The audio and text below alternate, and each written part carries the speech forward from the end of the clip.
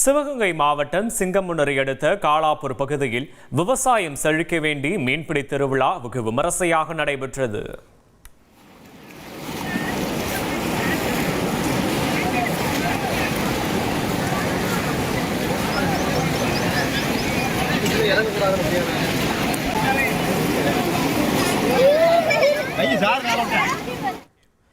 விவரங்களை செய்தியாளர் மீரா மைதீன் வழங்க கேட்கலாம். மீரா மைதீன், வணக்கம். கள விவரங்களை பதிவு பண்ணலாம்.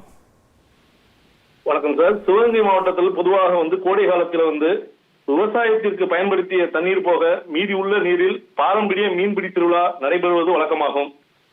அதன் அடிப்படையில் இந்த வருடம் மீன் பிடிப்பது என கிராம மக்கள் முன்னிலையில் முடிவு செய்யப்பட்டு அதற்காக சுற்றுப்புற கிராமங்களுக்கு மீன்பிடி திருவிழா குறித்து அறிவிப்பு செய்யப்பட்டது. அறிவிப்பை தொடர்ந்து இன்று காலை முதலே காலாப்பூர், சூரக்குடி, சுல்லாம்பட்டி மற்றும் புதுப்பட்டி போன்ற பல்வேறு கிராம பகுதியிலிருந்து ஆயிரக்கணக்கான மக்கள் மீன்பிடி திருவிழாவில் பங்கேற்க ஒன்று கூடினர்.